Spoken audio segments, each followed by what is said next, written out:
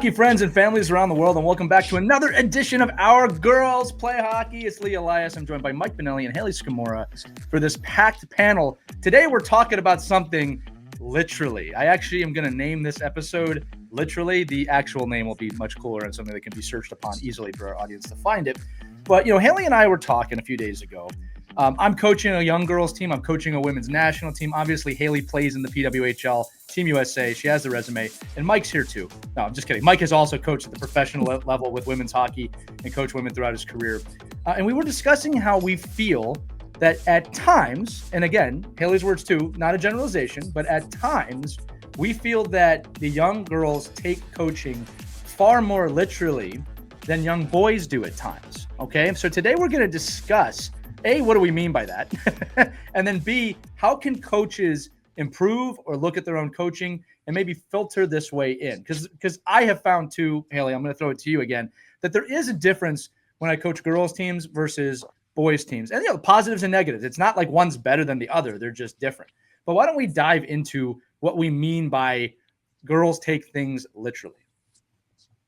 Yeah, absolutely. I think, I actually did coach a girls team, like a U19 team when I was freshly out of college, I think. And I think that's when it really hit me about how girls take instruction. And so like you would show a drill and they do it the exact way you drew it up unless you say otherwise. And like Right. it's a great thing. They're listening to directions like Yeah. but if you want them to be creative at any point, you really have to emphasize be creative, like how you get from point A to point B. You don't have to follow this exact pattern, but like this is the path you will take.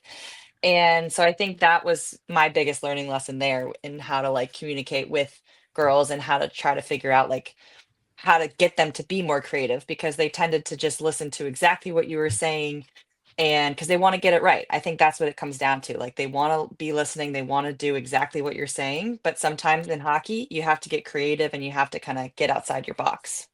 Yeah, now I got to say this too. And Mike, I'll throw it to you. Adversely, I find boys do the exact opposite. It's like everybody pay attention, stop doing whatever you want to do and listen. So again, it's not that one's better or worse. They're very different, right? Mike, go ahead. Your thoughts on this too. Yeah, no, I've seen that. I mean, throughout my coaching career, I mean, working with, especially, it all depends on the age group too Yeah, you're that's working fair. with. But I think the girls, they just, they're, and I think a lot of it has to do with the fact that when you're coaching girls only hockey, especially when they're not mixed in with the boys, and depending on the type of who you are as the coach, it might be the first time, like in my experience, like they've actually had somebody trying to coach them, and they just want to like take it in Mhm. more. It's not just like somebody out there, just that they're part of the team. It's like somebody's directing something to that female. And I think that just inherently and the boys sometimes too. Like if you have your regular team and you're coaching your team and you have a guest coach come in, the boys will quite literally take that instruction differently because of their comfort level in the drill. And I think that's just where, I think you see the girls, well, the bottom line is they do take the drills quicker. They listen more intently. And I think they process because they're not already thinking, oh, well, I know all this. I'm just going to go out there and do it. And I think it's just, that, and it's not, it is, I guess it's generalizing, but it's the experience that I have working. And it's the same thing in lacrosse. I teach, young girls lacrosse, and it's easy. Like it's so much easier. Is it as creative? No, but it's easier. It's easier to get girls through the drills and through the rotation and what I want them to do because they say, okay, that's what you want me to do. That's what I'll do. Well, and I'll say this too. We got three people here who have coached different teams. It's a little bit of a diverse, like group here. So the fact that we're all seeing similar things, I think, does help to prove that this is not just a singularity. I mean, look, I think the other side of this too that I've seen is, and I'll use my daughter as an example, who plays on co-ed teams. This is her first year on an all-girls team. In addition to those co-ed teams, visible difference in how she's paying attention, in how she's applying, how she's interacting with her teammates. And again, not so much saying that the talent or anything is different. I'm saying her reaction to hockey is a little bit different. Whereas I think at the younger ages, in a co-ed locker room, might be a little awkward if you're the only girl on the team, right? And maybe you do feel like you have something to prove, or maybe there's something else going on there. Haley, you could probably talk to that more than we can. But once you got to the all-girl team, man, it was wonderful to see. I mean, she really sprouted alive with them, and she works her butt off. I'm really proud of her. all the time, right? That's not just limited to the girls team, but you can see the visible difference from co-ed to girls hockey. Haley, again, you've probably experienced that in your life as well. Yeah, absolutely. When I was on the boys team, my dad was the coach, and so I was always listening because I had to demonstrate the drills and things like that. So I was always on, like I had to get the drill right. So that's what I was always used to. And then with the girls' side, like my dad coached me for like I think a year or two on the girls' side, and he definitely had to change his approach and how he coached as well. But he definitely did enjoy it. Like he did notice like the differences in that sense. But yeah, he did have to teach them, hey, do something else here if it's not open, like the Right. play that we talked about. If it's not there, you don't have to do that play. So I think that was probably the biggest difference. And it was definitely more comfortable for me on the girls' side, especially because I was ready for it at that point. Like I was ready to be around my peers and um kind of, you know, continue playing hockey with them. So let me ask this. I'm going to preface this. This is a question, not a statement, right? When I think about, a girl on a boys team, right? I imagine that there's pressure to not mess up because you're the girl on the boys team. And I wonder if that plays into, I'm just going to do exactly what I'm told. I can't take risks, or I shouldn't take risks. Now, and again, I'm not saying that's the way it is for everybody, right? I've coached plenty of girls who are no problem showing up the boys on the team, but for the coaches listening, for the parents listening, is that something that's real, right? I'm asking that from a male perspective. I think there definitely is more of a pressure to like be perfect for sure. I think, you don't feel like you belong in a sense. So you're trying to like prove that you belong there and that you belong in that stage. And in order to do that, you feel like you can't really make a mistake or else they're going to be like, oh, see, that's why she should be in girls hockey or something like Right. that. So that doesn't surprise me at all. I definitely felt that way. And honestly, even to this day, like if I'm ever skating with boys, like a part of me is like, okay, I really gotta like make sure I'm not messing up, or if I fall, they're gonna be like, oh, it's because she's a girl. You know what I mean? Like just little Yeah. things like that. It's Yeah. kind of in the back of your head a little bit. So even to this day, which is kind of crazy to say, but I thought of that the other day, and um, so yeah, I think it's definitely something that was ingrained a little bit and definitely led to me making sure like I got the drills right and I'm not falling or I'm not, messing it up or, miss taking a bad shot. They're like, oh, it's because she's a girl. Yeah. So yeah, I think that's definitely a pressure that girls face in boys hockey for sure.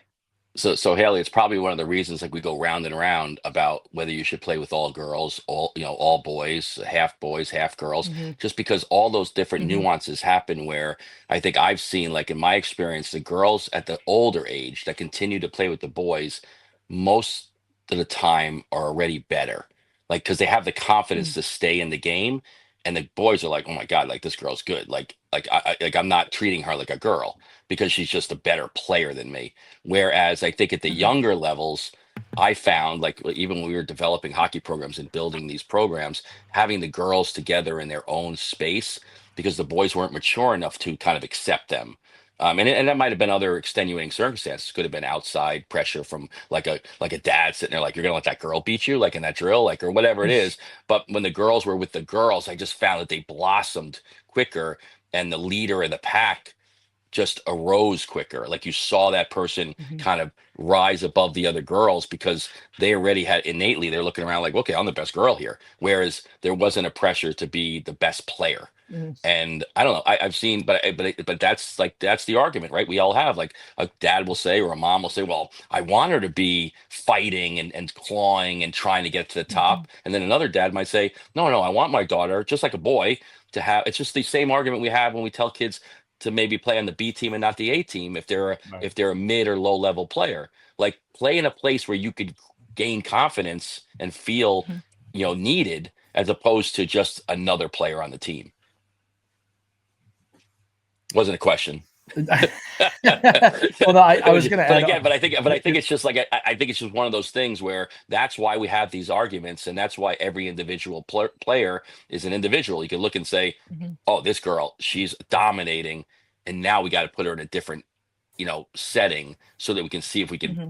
bring that domination out even more. Well, and Mike, I think you're bringing up a great point that, and this is cool for this discussion, right? Is that as a coach, we're all focused on what's best for the team, what's best for the player. I would even go as far to say, as a male coach, I don't look at girls too much differently than the boys. But, and this is the big point here, right? That's my perspective. The perspective of the youth hockey player that is a girl is different than mine. And I actually want to steer the conversation that way because I have no doubt that coaches have the best interest of all their players in mind. And again, look, when I'm coaching, whether it's girls team, boys team, co-ed, I'm coaching the same way, right? It doesn't matter to me, right? But Haley, and you just said this, Mike, you just said this too, that might not be the girl's perspective. So I want to talk about coaching now. What should we be aware of? What should we focus on maybe a little bit more? And I got a great question here about language, right? I've heard coaches say things like be aggressive, go hard, find space.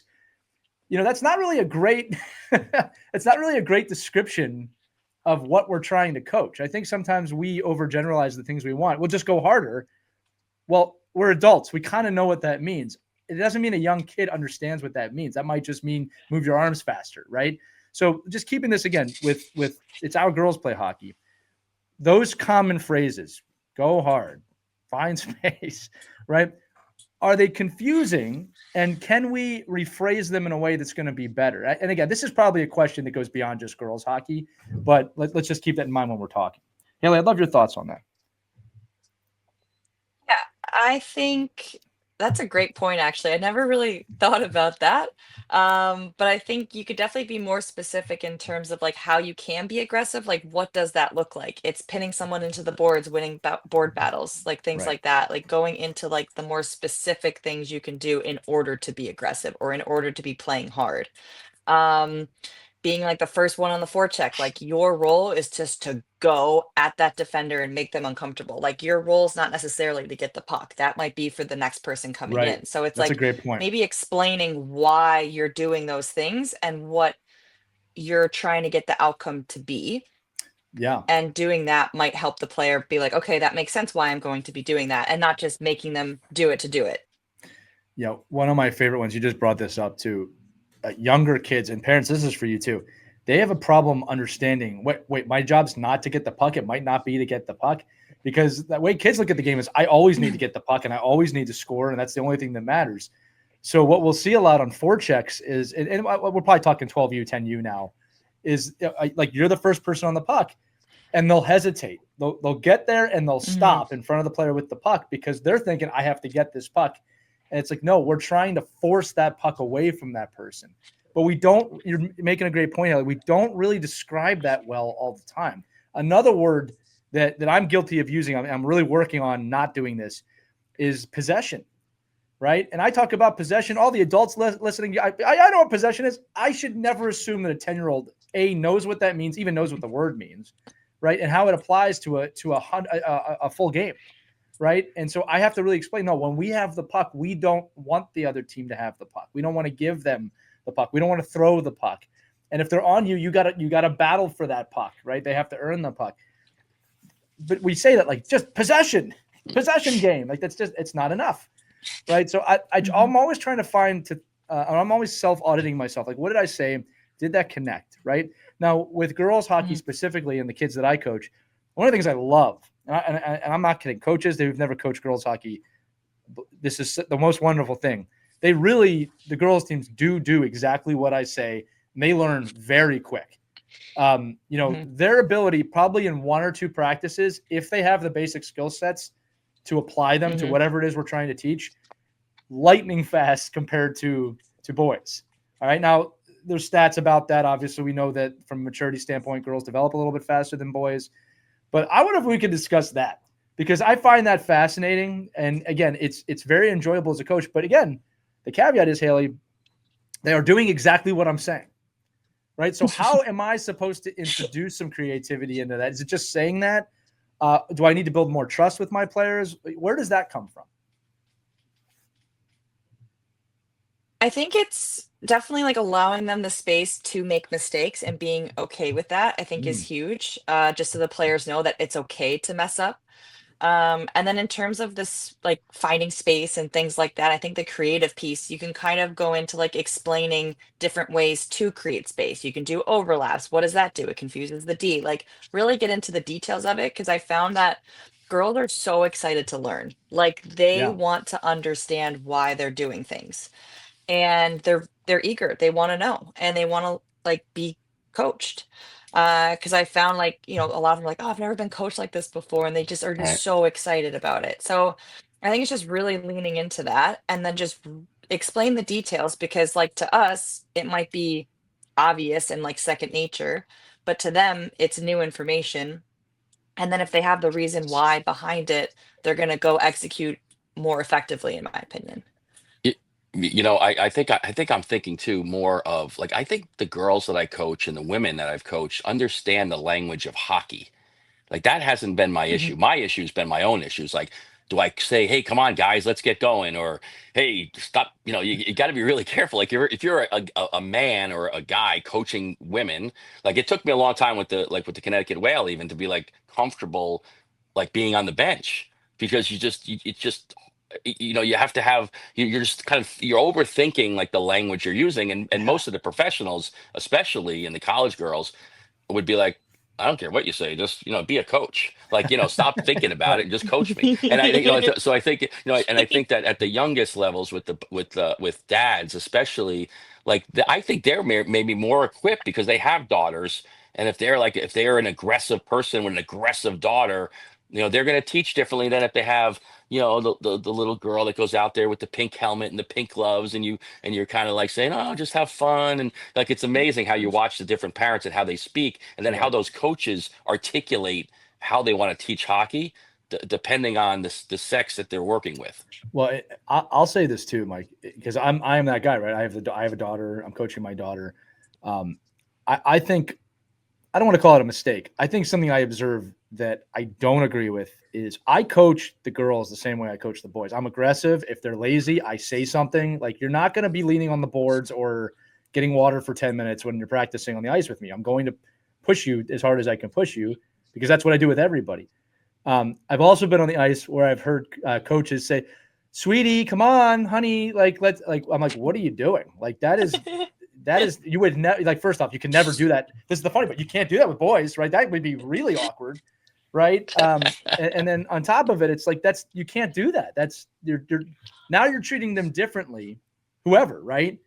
Boys or girls in this situation, and that's not okay either, right? So I think it's about finding a balance, and that's the reason we go through safe sport training. It's not I don't coach girls differently than I coach boys, right? I am more hyper aware when I'm coaching girls, maybe about what I'm saying or how I'm saying it, but nothing really changes. All right. Um, and by the way, just to make sure I explain that, I'm talking about how I maybe explain a drill or a skill set. I'm kind of meeting the player where they're at. Actually, it really doesn't even matter if they're boys or girls now I'm thinking about it. But building off of this, all right, Haley, you talked about that trust, and this is where I want to pull a thread. The maybe the fear of making a mistake. I love that you talked about being okay with making a mistake. Again, now listen, this is across the board, boys and girls, but that is a little different in the girls' game because of maybe the reason for not wanting to make a mistake. What's something any coach can do, start of the season, mid-season, to build the trust, or at least explain to the young girls, I want you to make mistakes. I want you to learn from these mistakes. And then adversely, maybe what not to say, Mm. right? Because I also hear coaches say things like, you can't be doing that. Like, no. They can be doing that. They're 10. They're 12. They can be doing that at practice, right? What are your thoughts on that? I think you can almost point it out in a way where you're like, I love that you just tried that, right? Like Yeah. maybe we're talking about being creative on like a zone entry and the player tried to like enter the middle to create space on the outside and then the D took it away or something, right? I think you can go to that player, maybe don't point it out in front of the whole team, but you Right. take that Right. player aside and you're like, I love that you just tried that move. I think that was a great idea. The D just made a good play. And that happens sometimes. We have to commend them for making that good defensive play. But I liked that you tried to do something creative and something different. Yeah. So I think doing that and just like little building blocks like that can really help a player feel more comfortable and more confident in trying new things on the ice and getting out of their comfort zone a little bit. Yeah, for sure. I mean, catching kids doing the right thing is a really hard thing to do as a coach. Like, you have to train yourself to say, "Oh, that is a good," like, because we're always looking for the negative. Like, That's we're always true. like, "Oh my God, I can't believe you turned the puck over. Oh, you should have made that pass." But catching somebody doing the right thing and then giving them that little, attaboy, attagirl, just like Yeah. that's an unbelievable play.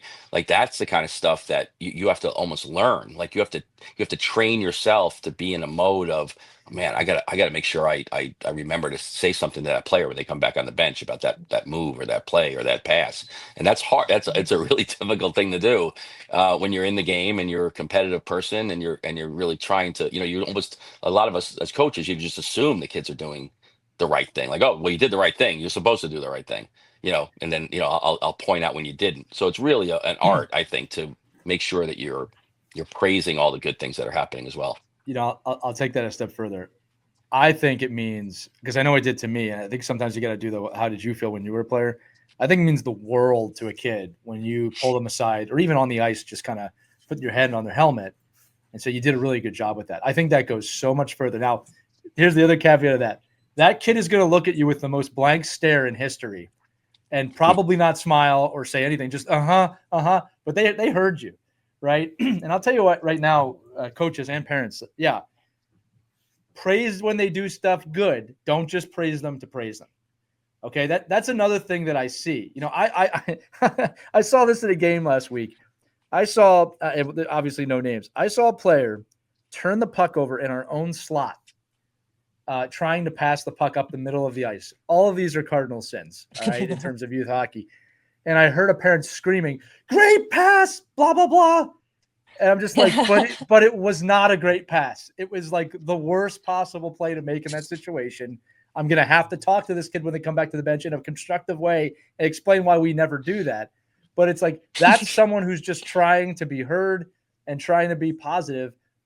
We don't want to reinforce that play, So positive feedback's great when it makes sense, right? And then constructive feedback, I didn't say negative feedback, constructive feedback.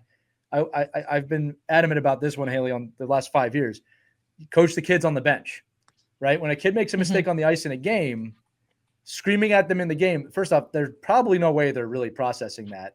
All right. And what you do is you show the kids on the bench, hey, listen, this play just happened. Let me explain to you why we want to change that. And when the kid comes back off the ice, let me just show you this. That's good coaching, in my opinion. All right.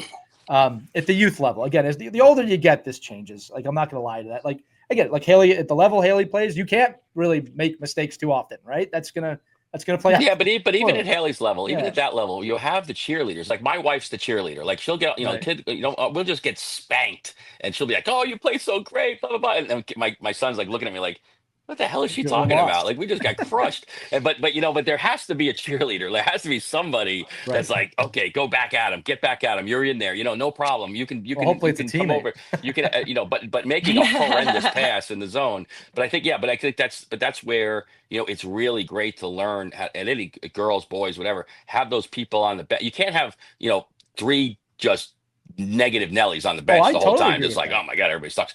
But and you're right, like, somebody has to be in a situation where they're speaking to the person on the bench, they're observing on the ice, they're talking to them in the hallway, they're giving them positive reinforcement and constructive criticism, like all those nuances of playing. But I think, coming back to like the girls side of things, I just found that was, you almost had to do that a little bit more. I'm in the growth game, right? I'm in the game of how do we keep girls into the game playing longer, right? Right. And the only way to do that is to keep them in the game. So beating them down and saying, "Well, I'm gonna cull the herd," and we talked about this a lot, right, Lee, on Right. earlier episodes. Like, I'm gonna get it. You don't deserve to play hockey if you can't be tough enough later on in life. But let's get them there first. Like, Yeah. let's get them Yeah. through. Let's get them through the gauntlet at some point. So you have to just. It's like anything else. Just understand what age you're working with.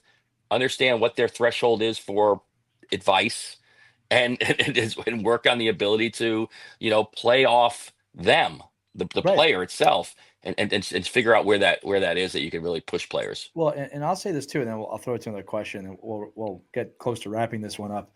Um, one of the things too I look for as a coach, I'll talk more about the team building stuff that I do than on ice right now, but this applies, right? When I do team building work with a team, there are times that they are really screwing up the team building drill, but they are having such a great time. They're bonding they're figuring it Right. out, that I let them continue to do it. Because it would be my ego of you're not doing the drill right over the goal, which is getting them bonded, right? So I'm using that their team bonding drills. So if I see them bonding over screwing the drill up, I have to make sure I go, oh, okay, this is working, right? There are versions of that on the ice. Now, you have to learn your basic skills. You have to learn how they apply to a larger system. Then you have to learn how that works over 3 periods. But there's got to be some grace from a coaching standpoint of seeing when they're learning or they're in a learning mode, even if the drill's not going well, right? And look, like right now with this 10U girls team, we're working on a breakout. I'll be very blunt. They are not very good at it yet, but we're celebrating the little wins. We're celebrating understanding that, okay, you read that well, right? And I think there's got to be some patience with that. And I always bring this up too. Coaches you've got to put your ego aside. If you're coaching with ego, you're not coaching, right? You're just telling them what you want them to do at that point, right? So I think when it comes to girls hockey and understanding too, Haley, what you said about them taking things literally, having to explain things from a why standpoint. I mean, I think this is important across the board, right? The other part of it too, I want to ask about is body language, right? Again, I'm kind of merging into that now. Does a coach's body language have any difference at girls hockey versus boys hockey, in your opinion? Oh man. Um, it's hard to say. I mean, for me, not really, but I would imagine that like for some girls, like if it's a male coach, their presence, it could be maybe more large or looming, and that could be more intimidating to girls at times. Yeah. I know for myself, I didn't really feel that way because it was just my dad, so it's just Right. different. But I would imagine that a certain like it depend on the person, but I think in the fact of just it being a larger male could inherently just be a little bit more intimidating. So maybe that could be something that they would have to like maybe think about a little bit more if they're coaching like all girls or a girl or anything like that. Um, and find ways to like get on their level in terms of not looming over them, but maybe like, going down to talk to them and things like Yeah. that, or sitting with them to talk with them. And so definitely things to consider, I would imagine. Yeah, and I won't dive deep into the psychology of boys and fathers and mothers and daughters and fathers and mothers, but that does exist, right? And that Yes, we yes. do talk about this all the time. Like when we'll just say an adult coach is raising their voice to a Mhm. child. I mean, that statement alone brings up thoughts. You know what I mean? Of how are we interacting with these kids? So I think that the broad point here is awareness of just be aware of your coaching. I always say this: meet the kids where they're at, boys, girls, doesn't matter. You got to meet them where they're at, and have a clue that there's everybody learns a different way. Everybody perceives things a different way. The way you perceive things might not be the way someone else is perceiving it. And I think exploring that as a coach is part of our evolution, part of our education. There is no one way, right? I mean, let me rephrase that. The days of one-way coaching are kind of done, right? Because those guys would all be arrested today if they did this stuff they did in the 70s and 80s. Well, it's just even the language, right? Right. I remember I had to have a dad, well, not even a dad, it was a grandfather helping us with lacrosse a couple years back, and he's up and down the field just yelling and screaming at the guys like, "Come on, ladies, you got to get the lead out," and everything. I'm like, "Listen," I said, I said, "You just can't say that anymore." I said, "I'm sorry, but it's like we're in the wrong group here." So I think it's just, but and I was laughing because like I'm watching the girls, like these girls are gonna kick these guys' ass anyway. So I don't even know what you're talking about. So I'm just like just funny how you have to evolve in that just the way you speak and and how you're motivating, and boys and girls, but there's still the tried and true ways of getting to a player and getting them Yeah. going. Well, I'm going to say this too.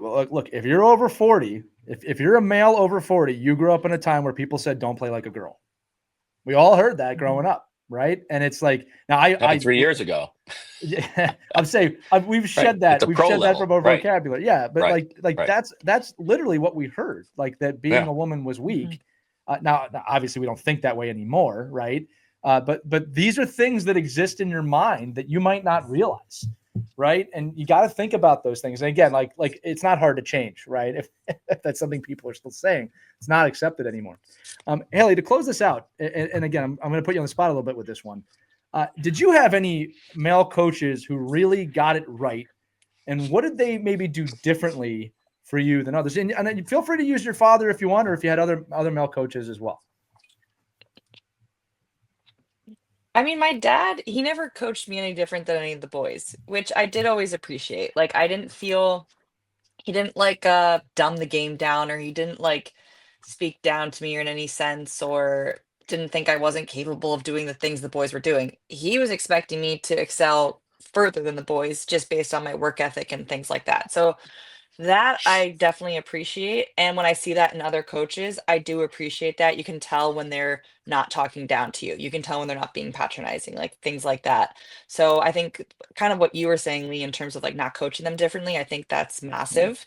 I think it's important to like take note of like the little things you can like say to make it maybe more clear and things like that. But like overall, like coach me like hard, like critique me, give me feedback. Like girls want that and they want to get better. They don't want to be coddled. Um, and I mean, yeah, that's my big one.